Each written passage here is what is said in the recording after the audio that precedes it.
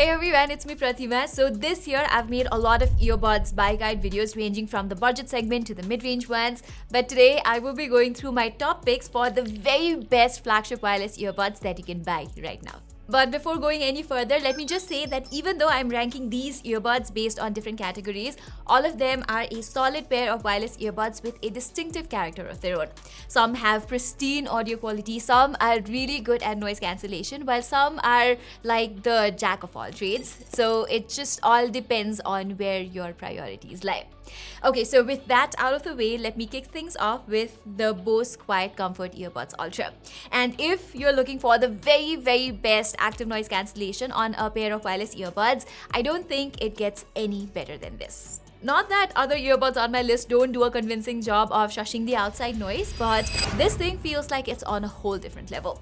It completely mutes those persistent low-frequency droning noises, while I found it surprising to see that it was quite effective against mids and the high-frequency noises too. For example, my colleagues who sit right beside me have had to resort to waving their hands or even throwing stuff at me to get my attention when I had these on. But a bit of fair warning, at full force, its ANC can come off a bit airy, almost too quiet to some folks. Although I like how Bose lets me create a custom noise cancellation profile with how strong I want its ANC to be. And of course, its audio quality is great too. It literally calibrates your ear every single time you put it on with a loud orchestral note for the best tuning, and Bose has gone for a mainstream kind of sound here, with a somewhat U-shaped signature that sounds mostly energetic across all genres of music. Other than this, Bose is really pushing its spatial audio tech on these earbuds as well. I've never actually been a fan of such head tracking tech when listening to music, but I've got to say the QuietComfort Earbuds Ultra has one of the better spatial audio implementation I've ever heard. Then again, for such an expensive pair of wireless earbuds, Bose has skipped multi-point connection and wireless charging, which you will find in all the other flagship earbuds right now. And its microphone quality isn't the best I've seen in noisy conditions either. So if you can live without spatial audio, I would suggest you go with last year's Bose QuietComfort Earbuds 2, which is currently available for a discounted rate. Here, everything from their noise cancellation and sound to call quality is pretty much exactly the same. The QuietComfort Earbuds Ultra does sound a little livelier in certain songs, but I wouldn't call it that much of an upgrade. Okay, moving on, the latest Jabra Elite 10 is another fantastic pair of wireless earbuds. It fits nicely. I like these physical buttons that prevent accidental touches much better, whereas its IP57 dust and water resistance means I can put it on during workouts or even when I'm out in the rain without any worry in the world. Above all, that clean audio quality is what sells the Elite 10 for me. Jabra has bumped the low and high frequencies a bit, kind of like Bose, but the way it manages to deliver such a bold and well-resolved listening experience is quite something. Its upgraded 10mm driver does a terrific job at producing tight bass, while that extra bit of sparkle to bring in some energy in the song is also exactly how I like my earbuds to sound. But the one thing I would change about it has to do with trebles, actually. Don't get me wrong, that extra bit of sparkle I just talked about works amazingly in most types of music, but in songs with a lot of string instruments, it tends to come off a bit too sharp, like a little too shouty. Like in Here Comes the Sun by the Beatles, the acoustic guitar picks throughout the song sound piercing at high volume.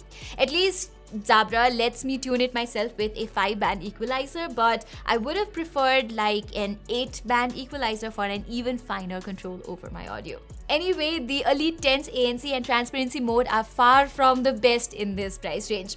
But this should not be a deal breaker to most folks who don't have noise cancellation at the top of their list when shopping for a wireless pair of earbuds anyway.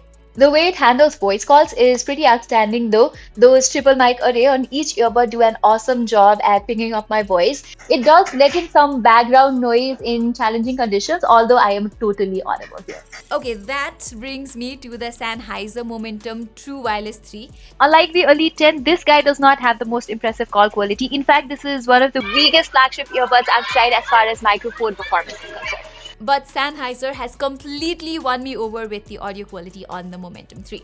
I'd go as far as to say that this is the best sounding pair of wireless earbuds I've ever tested. The sheer magnitude of full-bodied audio that Sennheiser has managed to get out of the smaller 7mm drivers on this thing is just stunning. Everything just sounds so clean, so smooth, so detailed. The imaging is terrific, and it carries a natural timbre culminating in a sound signature that feels almost tailor-made to my ears.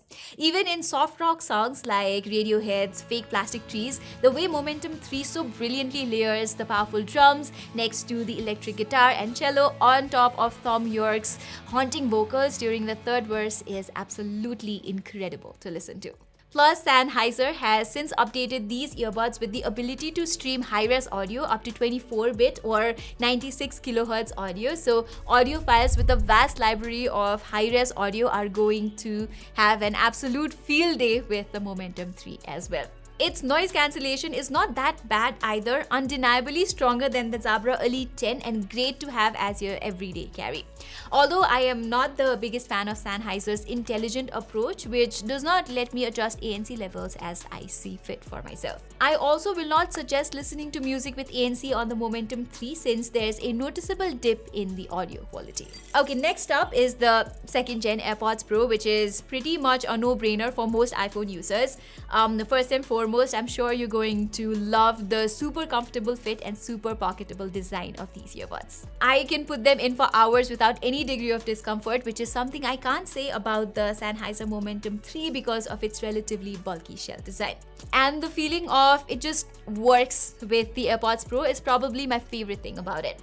Apple has clearly done a lot of homework tuning these earbuds, and its consumer-friendly sort of sound should appeal to most folks just fine. There's a lot of depth in how it sounds with nice instrument separation, great clarity, and its mid-range frequencies, including vocals, stand out in particular for me. I would have liked a little more oomph in terms of bass, but the bottom line is that its versatile sound signature works quite well with most genres of music. When it comes to noise cancellation, while the 2nd gen AirPods Pro does not compete with Bose, it's alright up there. Whereas Apple's transparency mode is still the benchmark in the world of wireless earbuds. Its call quality is pretty good too, although I feel like Apple could have done a better job at cutting out the ambient noise for better clarity. Now, as I said earlier, the AirPods Pro works best with an iPhone, but if you own a Samsung phone, the Galaxy Buds 2 Pro from 2022 is Samsung's best attempt at making a pair of wireless earbuds. Here you get a few of its standout features like 24-bit hi-fi streaming or 360 audio that works only on a Samsung device. However, even if you don't have a Samsung phone, the Galaxy Buds 2 Pro is worth considering, especially since it's so dang affordable compared to most other flagship earbuds. The only thing that I'm not a fan of on these is the call quality in particularly noisy environments. And the way its touch controls is so vulnerable to accidental touches is rather annoying at times as well.